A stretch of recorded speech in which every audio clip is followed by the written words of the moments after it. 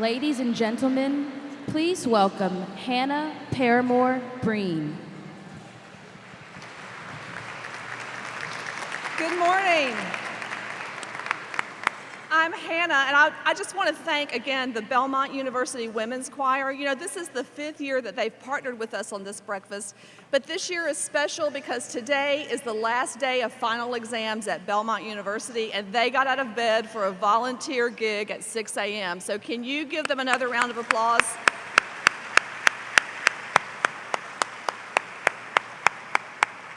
I love the spring breakfast. It's so good to see you all here. You know, there are a lot of reasons that people come to the spring breakfast, maybe like 1,100 reasons. But whatever your reason is, you made the right decision, you're in the right place, among friends with a common goal to support an organization that has worked tirelessly to support women and children in Nashville and Middle Tennessee for more than 120 years.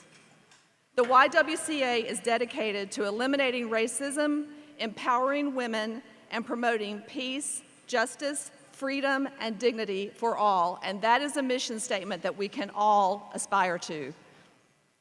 The work that we do is vital in our community, and this breakfast is vital to the support of the organization.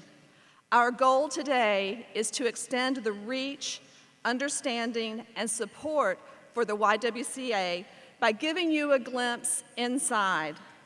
We want you to see the impact that we're having on people's lives and on our community, and then we're going to ask you for money. We have many people and organizations to thank for making the spring breakfast happen, and that's my job right now. So here comes the thank you portion. First of all, our title sponsors, Nissan, HCA TriStar Health, and LP Building Products step up year after year with major gifts, and they've done it again. So please, would you stand if you're with one of those organizations?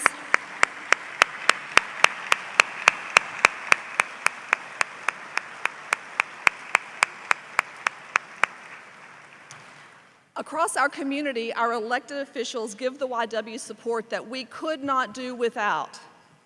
We have with us today members of the Metro Nashville Mayor's Office, our City Council, and our state legislature. We also want to recognize the mayor of Clarksville, Joe Pitts. And if you're an elected official in any capacity, would you please stand and be recognized?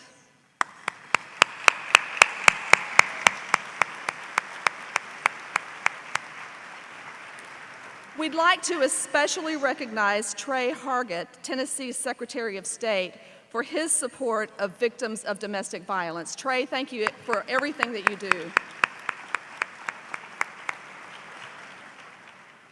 Speaking of elected officials, our mayor, David Briley, has a meeting later this morning. The State of Metro address is taking place at 10 a.m., and it's a little bit of a big deal. It's over at the library, so he could not be with us this morning, but he sent us a letter with his regrets and his support, and he asked to tell you all hello and save some eggs for him. So the men in blue, the Metro Nashville Police Department, led by Chief Steve Anderson and specifically the Domestic Violence Unit, they partner with us every day, often at the most dangerous moment in a woman's life. Their response in often violent situations saves lives every year. We have a table full of Nashville's finest here today, and we want to thank you for putting your life on the line to save others. Would you please stand? They're over there.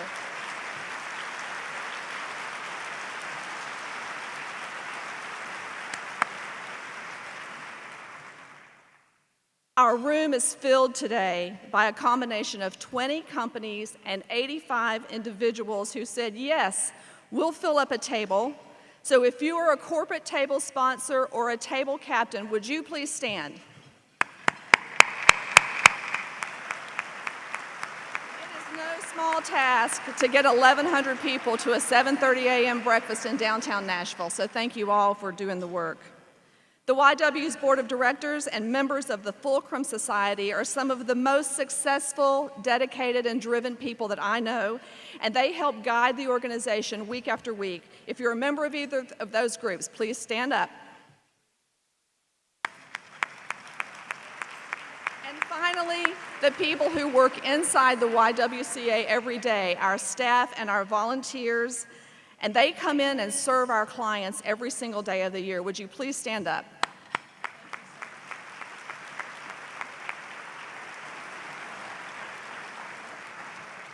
Now, all of you are important, everyone that I've just talked about. But there is one person here who is the most important person in the room. Attending his first spring breakfast, the man who taught me everything that I know about Scripture, about public speaking, and about smack talking on the golf course, my father, Reverend Jack Paramore, is here. Stand up, Daddy. Wave real high.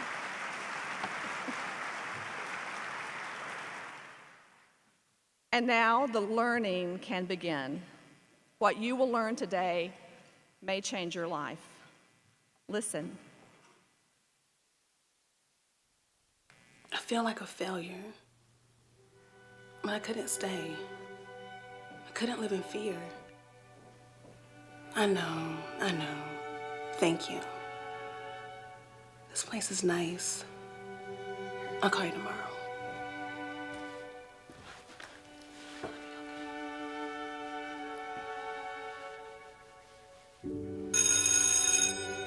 Today, I just want to remind you all that you're full of strength and that you're surrounded by the support of your Girls Inc. sisterhood. When we lift one another up, we are stronger. Each of you are gifted and powerful, and it's important that we remember the power that we have within ourselves as we go about each day. Next door, our Brother Club of Men is learning about healthy masculinity and how to embrace women, and in turn uplift us as females to continue being strong, smart, and bold. You are not alone.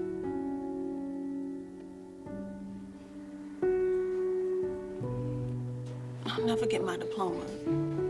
It's too hard. Stacy, after all you've overcome, this math problem is nothing.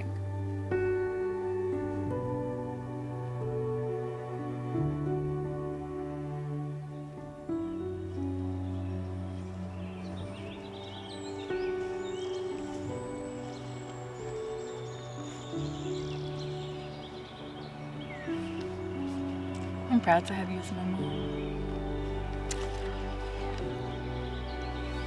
Thank you, baby.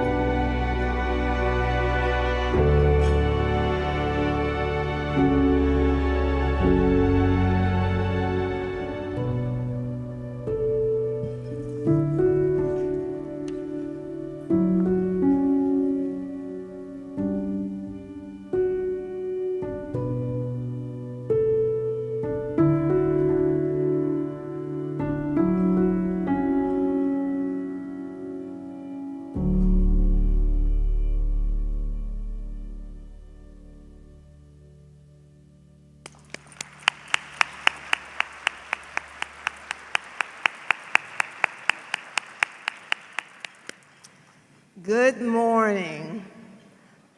My name is Sharon Roberson, and I am President and CEO of the YWCA here in Nashville, Tennessee. Thank you all for being here. I will tell you that now that you are in the room, you have become a part of the YW family. And for that, I am infinitely grateful. I would like to go off script a little bit and say thank you to two additional persons that are here in the room. I would like to thank my board chair, Wanda Lyle, and my board chair-elect, Rita Mitchell. Thank you.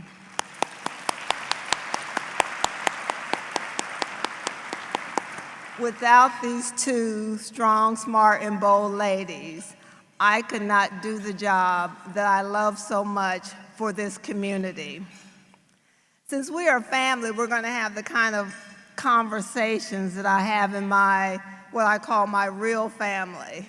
And often these conversations are difficult, but they are necessary for us to come together for the common good. I want to start off with a dream. This is a dream of a perfect Nashville. In this perfect Nashville, we are not Republicans versus Democrats. We don't have a gender or race or national origin. We don't even have a specific religion.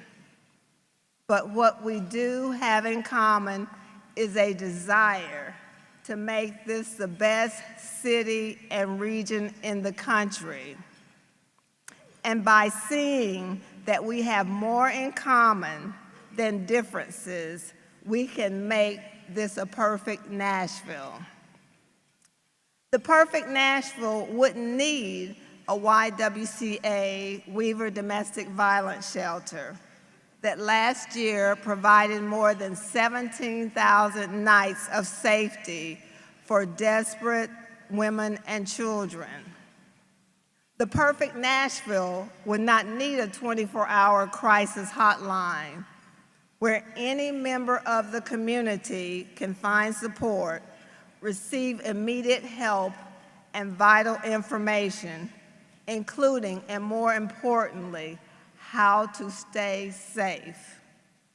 This perfect city would not need the talented and dedicated team of the YWCA to handle more than 7,500 calls a year for help.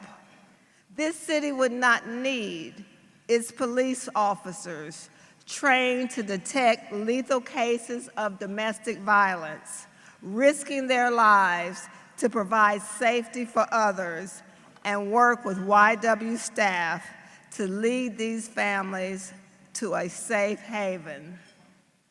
The perfect Nashville would not need the supportive services of the YW, such as the Family Learning Center, which offers the ability to become educated and reach that goal of a high school diploma.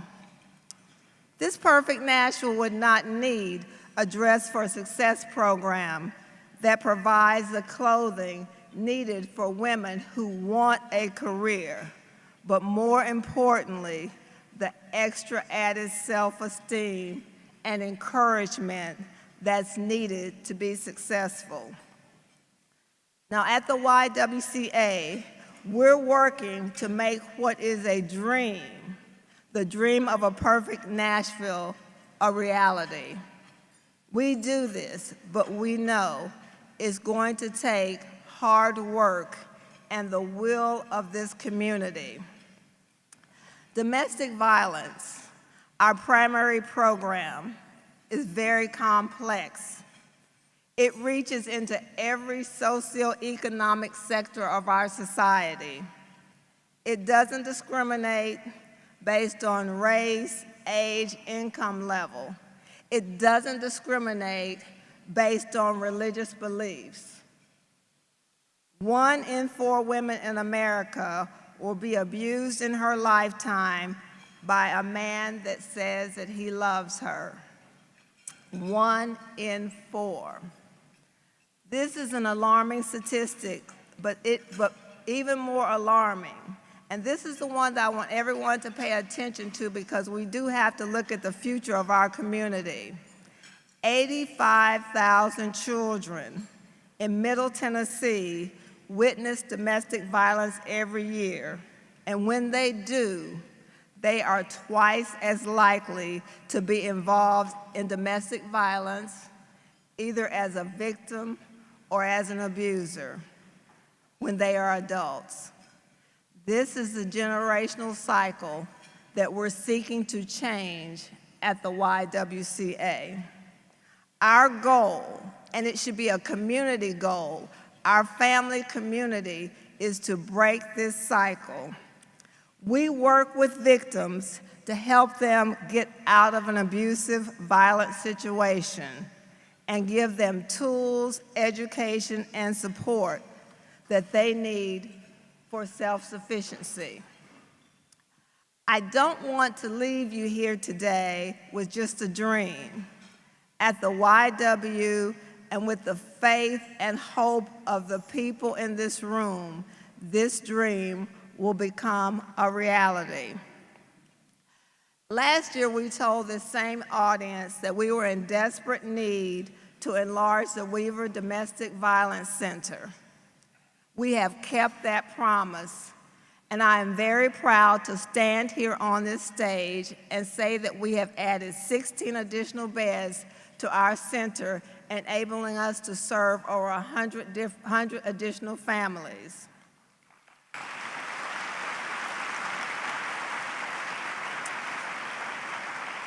Now, with this very good and positive news, unfortunately, the need is still not met.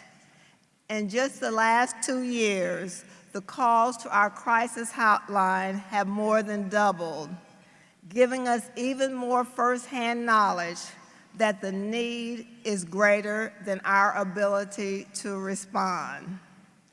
Nashville and Middle Tennessee's growth is off the charts, so we know we must step into this space to make sure that we keep everyone in our community safe.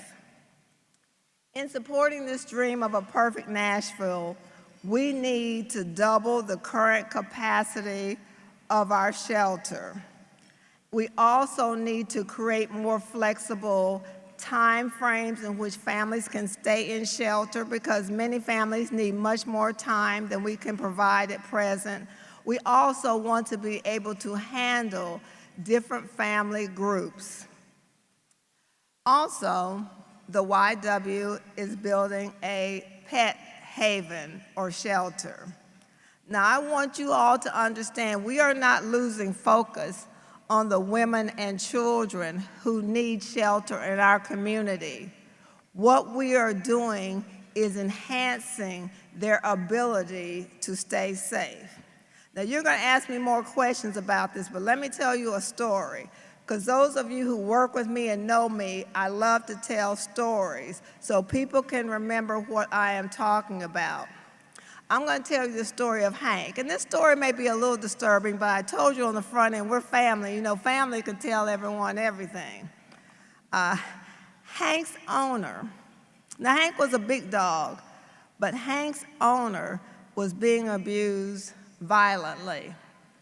Hank laid his body across his owner and took these blows for her and enabled her to escape. When she got to the police, they helped her to go back and retrieve Hank. Hank had suffered a broken pelvis and ribs. Once Hank was in a better place, she sought support with the help of the police to a domestic violence shelter in Kansas City. So who came with her? Hank. At the time, the shelter did not support pet victims of domestic violence, but having the heart, much like people like me and people at our Weaver Center, they said we cannot turn this dog away. So this started their project for a pet-friendly domestic violence center. We need that in Nashville, Tennessee.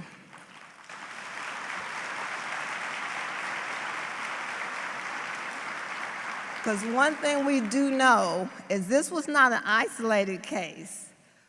One of the first lessons I learned in this position from my team was that many families have a fear of coming into shelter because they are afraid of what might happen to the pet they leave behind. Because we know that survivors of domestic violence need to be able to take care of themselves. They need to have the economic tools they need. As a result, we are transitioning to an economic empowerment model that will further integrate our programs. The pillars of the economic empowerment model include safety, education, encouragement, housing, and employment. Now think about that. All of those factors help each one of you here today to feel safe and secure. This program is bold, and it makes a lot of common sense, but what we are dedicated to is implementing this and making a profound effect on those that we serve. We have known that for some time, many of the women and children entering the Weaver Center need education, and for my bankers, financial literacy, career counseling, and more importantly, a community of support that understands and cares. What this model does is make the delivery of services that the YWCA already offers more accessible. This is why now I am proud to announce we have Girls Inc. for the young girls at the Weaver Center. Thank you. We have career counseling at the Weaver Center and partnerships for job opportunities. Once families are safe, these additional services will provide tools to support them in getting back on their feet. For example, some of what we do even today for our traditional housing clients, there is 100% volunteer, and I want you to understand this, super volunteers that provide the Renew program. We change houses and make them into homes. This is the kind of springboard that we want to offer the victims of domestic violence. The integration of these wonderful programs is just a start. Several years ago, we decided to aggressively address the root cause of domestic violence so that we could break the cycle. This is critical work. This is the work. And we must put these actions in place to make the perfect Nashville dream a reality. The Men Together program is changing the way men and boys are taught to treat women. This program is having a dramatic impact on our city as we change a culture. Now, we're changing culture, and that takes a while, that supports violence against women by teaching healthy masculinity and respect. On your tables is information about the first National Men Together Conference that's entitled Shift, because we're shifting the way that people think about masculinity and healthy relationships. And this will be in September. We hope that many of you can join us at this conference. Girls Inc. empowers young girls to be strong, smart, and bold. What can be better than that?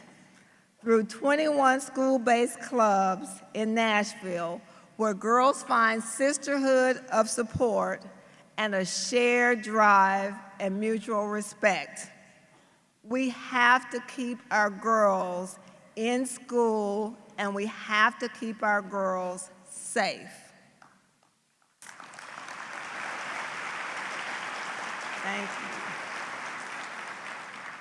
I hope that you see the connective tissue between the programs and services we offer to treat not only domestic violence, but to get to the root cause. Our 24-hour crisis support helpline, the Weaver Domestic Violence Center, Family and Children Counseling Services, the Family Learning Center, Dress for Success, Transitional Housing, Renew, Girls Inc., Men Together. These are the foundational programs of the YWCA Nashville and Middle Tennessee. Now, there is much more to do. Now, you're going to hear some stories today, because now you're over the boring part where Sharon's talking. And these are going to make all these services that I just named really come to life. I hope that this will commit you to having a deepening support for the work that we do. I'm prepared to do the work. I hope that everyone in this community is prepared to do the work. We will continue to be advocates for all that we serve, and we thank you, and I thank you for all your support. We have to stop this cycle.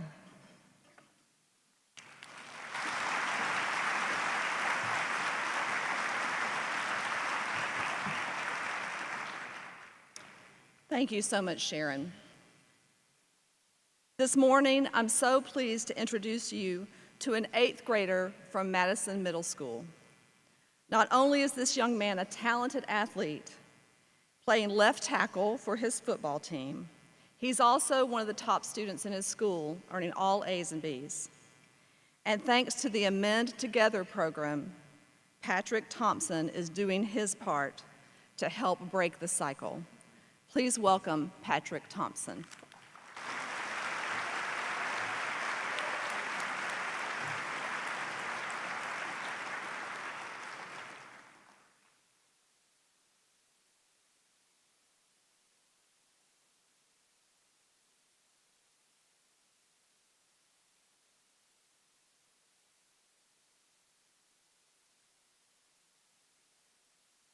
Good morning. I would like to start by giving a personal thanks to my principal, Dr. Mills, a men's specialist, Mr. Damaris Miller, the YWCA board members, and most of all, to my wonderful parents who have helped guide me to be a better person. And thanks to each of you for being here and for listening to what I'm about to say. For those of you who don't know me, my name is Patrick Dwayne Thompson II. I am 14 years old, and I attend Madison Middle School as an 8th grader. I enjoy playing sports, listening to music, and riding my four-wheeler with my dad and friends. I am here to speak about my experience with the Men Club because this program has transformed my thoughts and feelings about women and girls. When I first heard about the Men program, I wasn't sure if it was for me. Talking about relationships, emotions, and manhood aren't things that guys typically talk about, especially not with other guys. We're supposed to just figure it out and not talk about it. And when it comes to violence against women oh, my bad. And when it comes to violence against women, where I'm from, we have a way to deal with guys who puts their hands on women. But something told me to check it out. Immediately, Mr. D and I connected. He was so real and honest with us. I didn't know this at the time, but we talked about things that immediately helped change my life and held me accountable. I can remember talking about violence against women and how there are many forms of it, emotionally, financially, and verbally. I never thought about it, but how my words can hurt, even if I was never physically violent. Mr. D displayed a vision board that showed us how physical violence is at the tip of an iceberg. It's the part that everyone sees, but on the bottom of the iceberg, there was name-calling, control, and hatred, the part that often gets overlooked. Mr. D taught us about how we must value and respect all women, because we wouldn't want anyone to hit or hurt those we love. We learned about being a good bystander, and when you see something, you should say something. Well, life is just like school. After learning comes the test.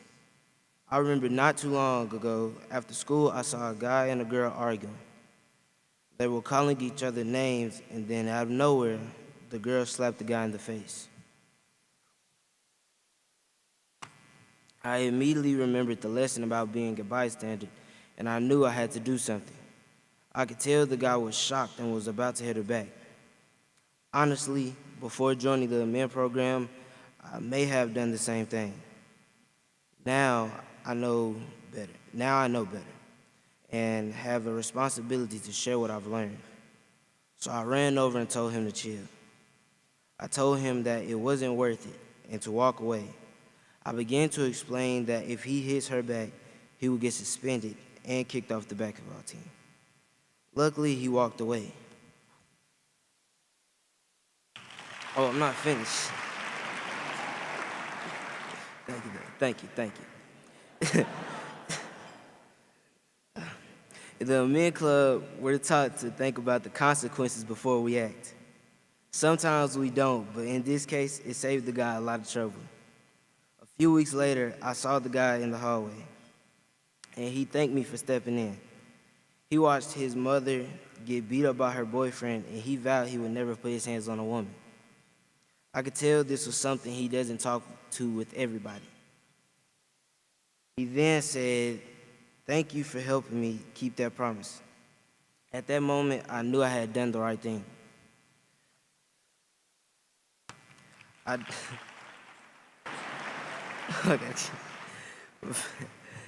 I don't know whether this guy will keep his promise moving forward tonight, but I do know that he will remember this interaction. The men program is so important to me because the world has stereotyped me by saying all men are violent. But I now see that I can be a part of the solution and not the problem. In my life, I have witnessed a lot of aggressive behavior. At times, I've been aggressive too. But now I've calmed down. Instead of fighting, I find other ways to express myself. I know that hurt people hurt other people. So I must find healthy ways to let out my emotions. In closing, I am a better brother, a better friend, and a better young man because of the men program. Every young man deserves and needs this experience. I've even got a chance to attend a Prayers game, meet the players, and appear on the news. I would like to thank all of you for supporting me and the other young men as we work to make Nashville the safest city for women and girls. I was proud to be on the news, and I am proud to be standing up for the women and girls. My hope is that the men in this room will join me by doing the same. Thank you.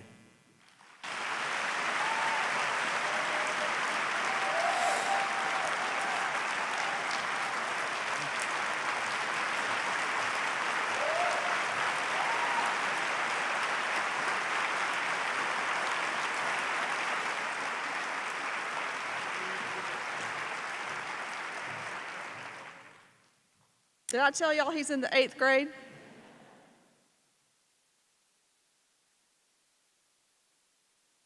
You know, it's hard to follow an 8th grader. Thank you so much, Patrick. Our Girls Inc. program, and there are fans of the Girls Inc. program in the house, aren't there? Let me hear from y'all. Yeah.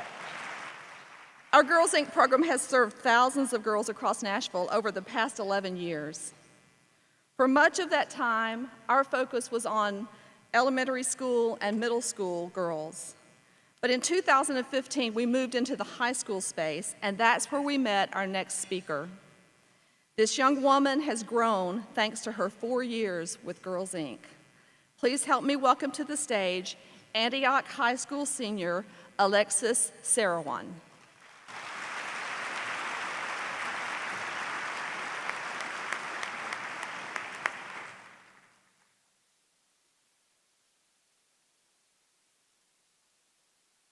Good morning. I just wanted to say thank you for being here, taking the time out of your day to listen to my story. I'm here today to talk about Girls Inc. and how it's positively impacted my life. I would like to begin with a quote that I heard throughout my whole high school experience. Oh, so you're the quiet one. They talk about the Asian girl who fits in every stereotype made. The girl who sits in the back working hard to keep her grades up. The girl who becomes nervous when it comes talking to her peers or mentor. I am Alexis Sarawan, and I gladly admit that I was that girl. But today, the girl you see before you, who is strong, smart, and bold.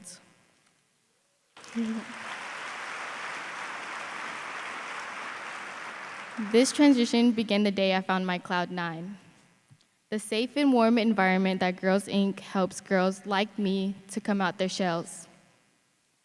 Girls Inc. teaches that we are capable of doing anything.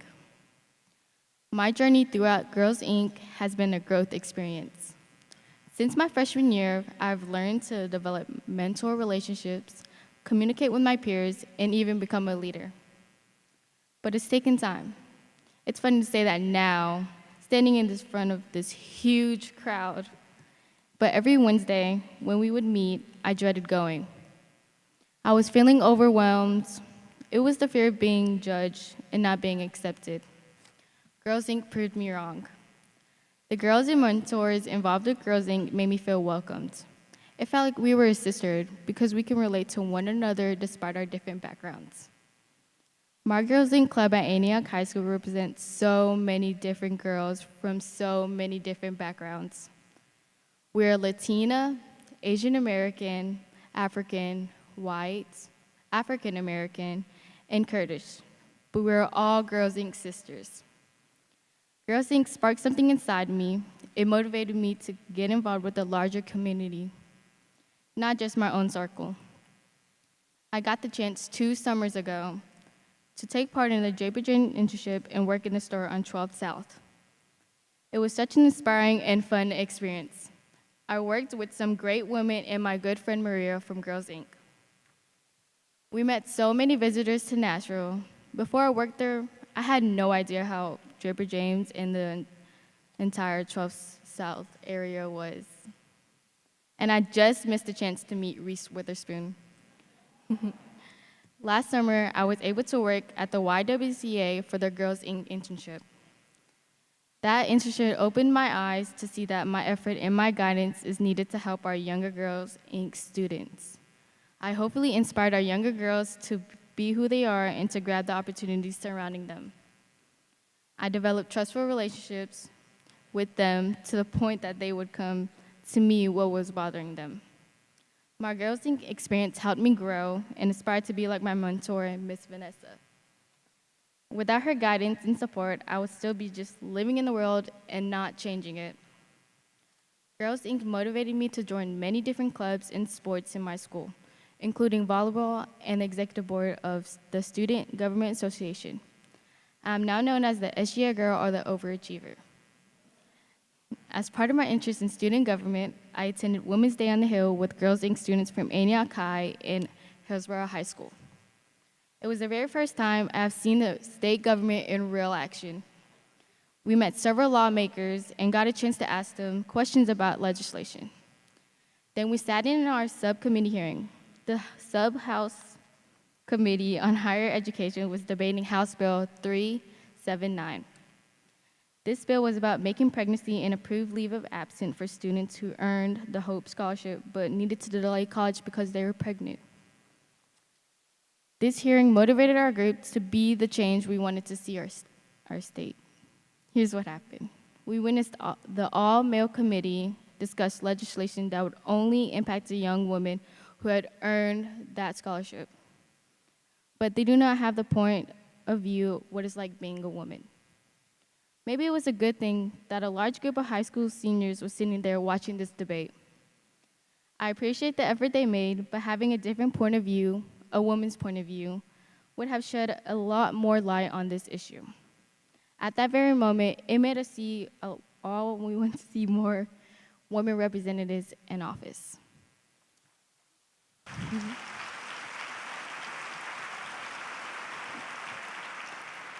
Overall, my Girls Inc. experience has impacted my life throughout each lesson I was taught. Girls Inc. has offered many opportunities for me to realize my self-worth. It has driven me to help the community around me and especially help empower other women to seek their dreams. It has pushed me to pursue my post-secondary education.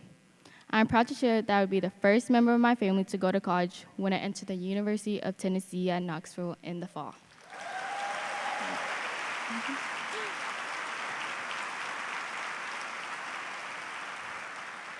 Girls Inc. has taught me to find my voice and use it. No longer am I the quiet one from my freshman days at Antioch High. Today, I'm a leader who is strong, smart, and bold. I'm Alexis Sarawan, and I'm ready to take on the world.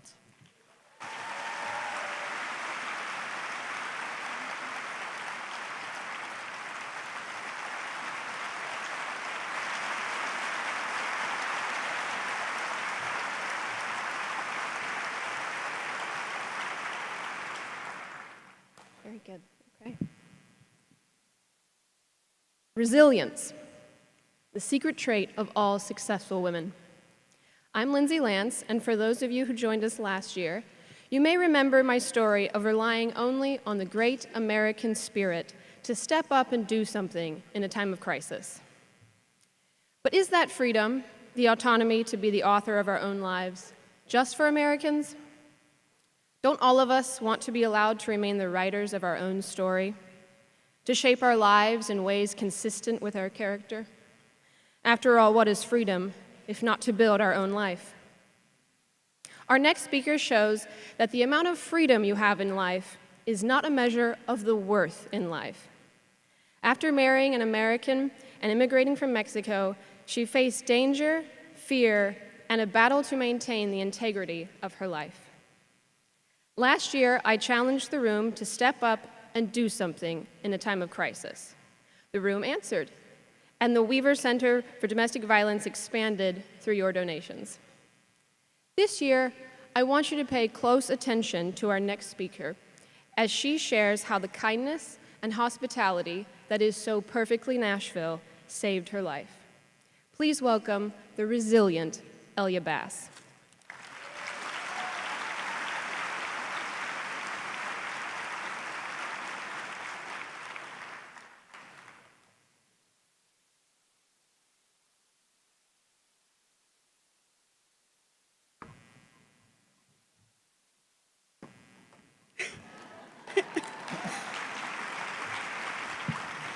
Good morning, everyone. Thank you so much for being here. My name is Elia Tapia Bass, and I'm here to share with you the impact that the YWCA did in my life.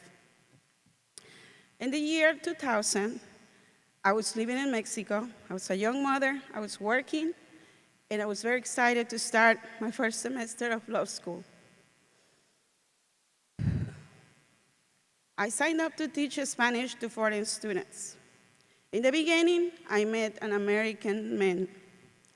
We became friends. We started a date. I introduced him to my entire family and friends. Then he proposed to me. And then I was very in love. I was happy to start a life with him.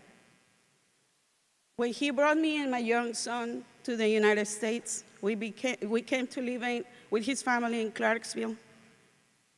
And our relationship turned drastically immediately due to his drug abuse.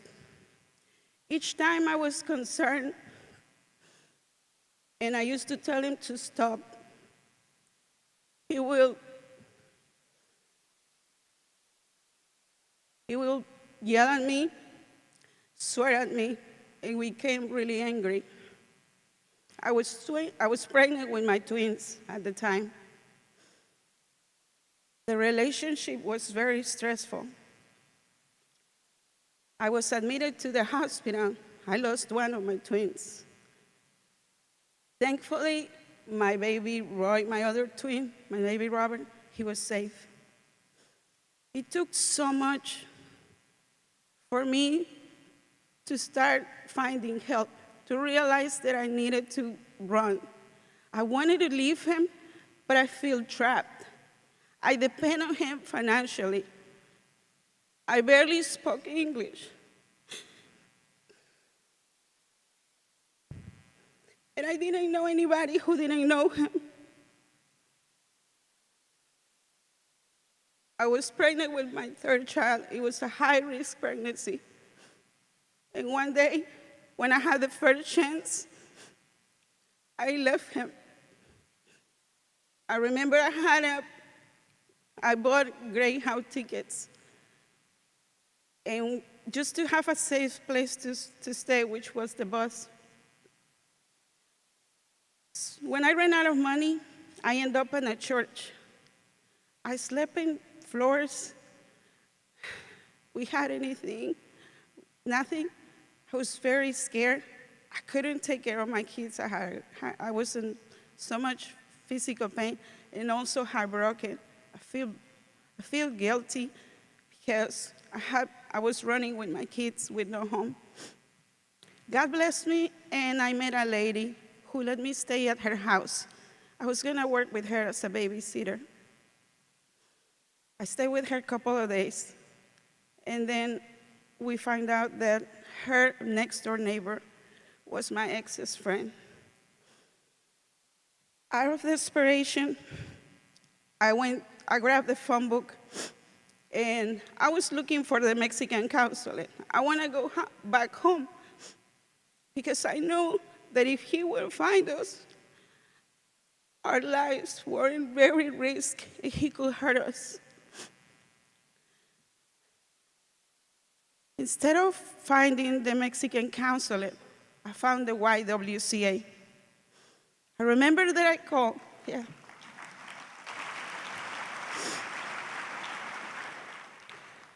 I remember that I called, and a sweet lady answered. Somehow I managed, with broken English, to tell her what was going on.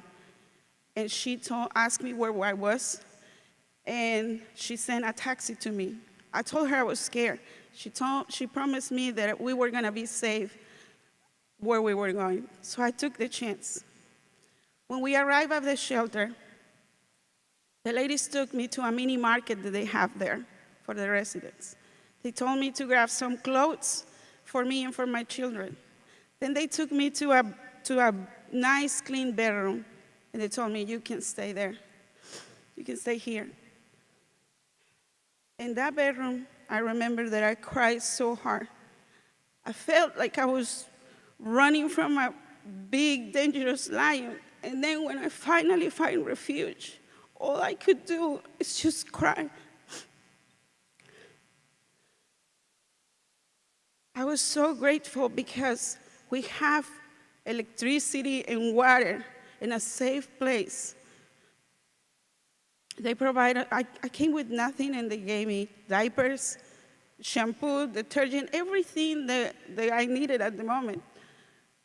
And then we have counseling. That I started my growth, my healing at the Y.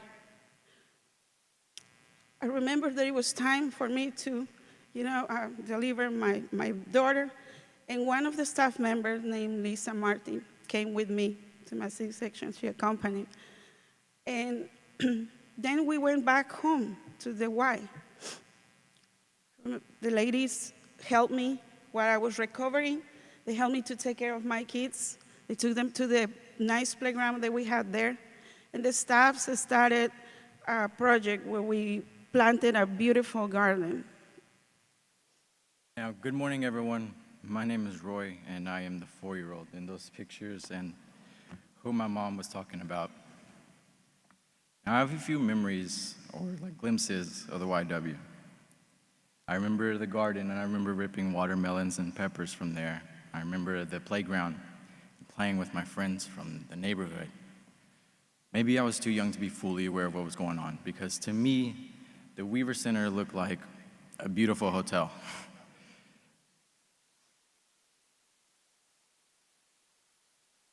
It was a place that I felt like I could be home, because I could be myself. I made friends, but I think most importantly, I felt safe. Of all the staff at the YWCA, there was one lady who stuck out the most to me, and like my mom mentioned, it was Lisa Martin. Lisa Martin had an amazing heart. As my mom, she was single at the time. As she would go to work, Lisa would take care of my brother and I. But this was years after we had left the YWCA. We met her at a mall, of all places. And she really became like an aunt to my brother and I. Us three together, we'd be crazy. And we would run around and laugh and be annoying, just be kids, the three of us. But I also remember she had a beautiful voice. She would perform at the Opryland Hotel, and she allowed me to present her on stage. She bought me my first guitar and taught me how to ride my bike. She was my second mom. I'm very grateful that now that I'm older, I'm able to realize this tremendous help from you guys and from the YWCA. As I mentioned earlier, whether it was the care that the staff had or the feeling of peace and security that I could feel within our family, that was our first stable home, seriously. And lastly, Mom, thank you so much for, as my siblings and I grow up, thank you for reminding us to value the support that you guys gave us. I am so happy. Thank you.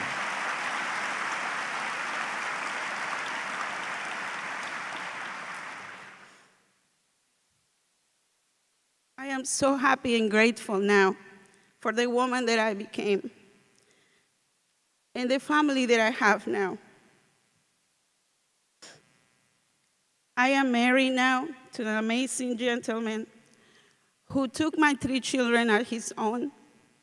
He helped me to fulfill my dream and get my associate's degree in criminal justice, after all.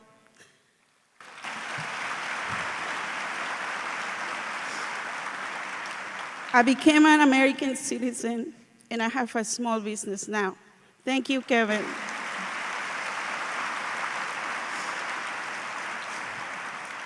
My son, Roy, he's in honors class in college. He's studying accounting.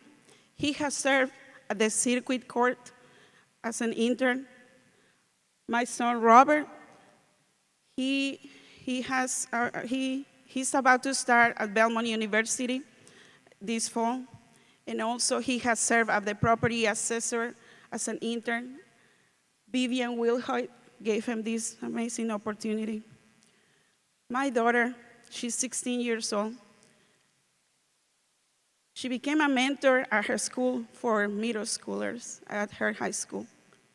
She's interested in architecture. I'm so proud of her. She's very smart. She's one of the top in her class. I have an amazing 9-year-old. He's very sweet.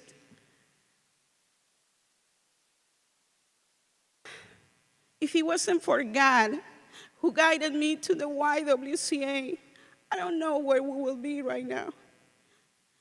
The YWCA staff and people, they planted a seed on me. They helped me till now.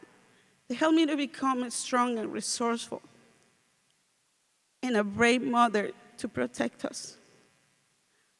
I have witnessed the heart of the American people who work together as a team for a big purpose, and they help us. Thank you. And this is us now.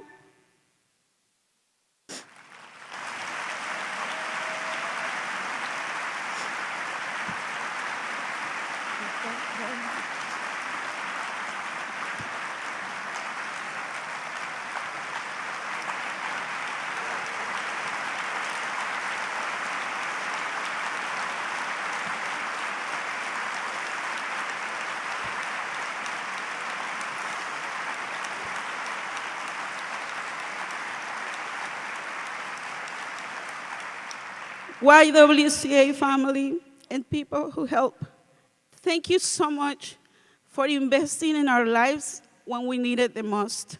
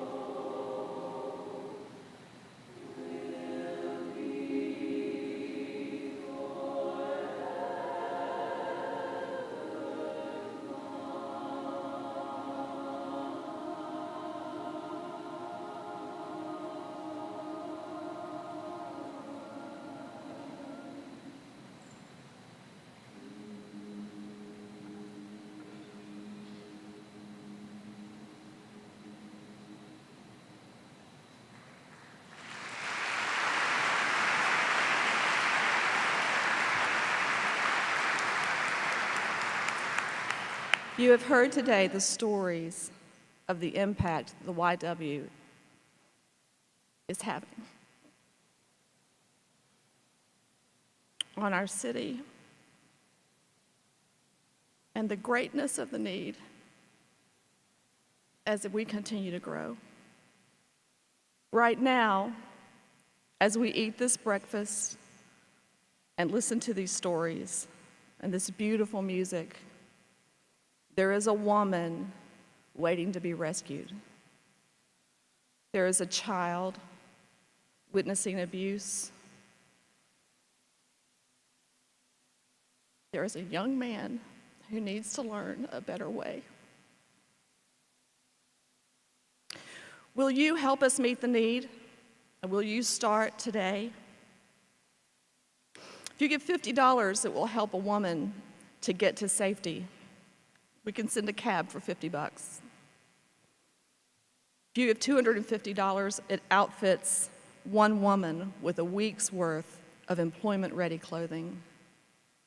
If you give $1,000, it provides high school equivalency testing for 10 adults.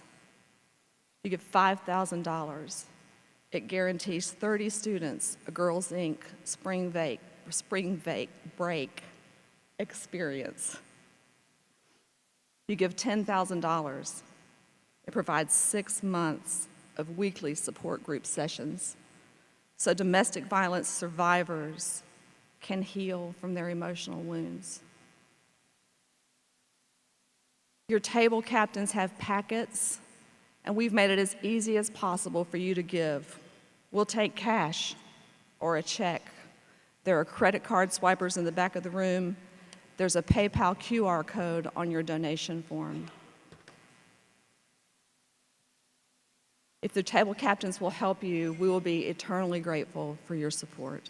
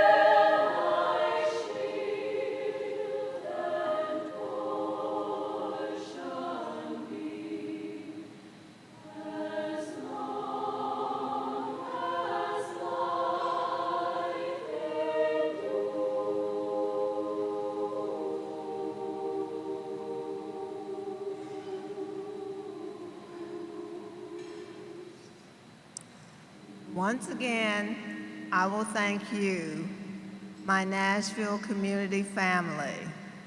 But before I leave this stage, I must thank Hannah Paramore, because this is truly a mission of love for her.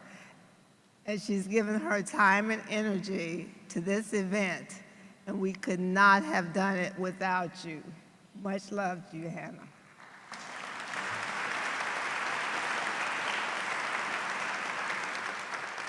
You've heard the story, you know our mission, and all that's left to say is, may you leave here in peace.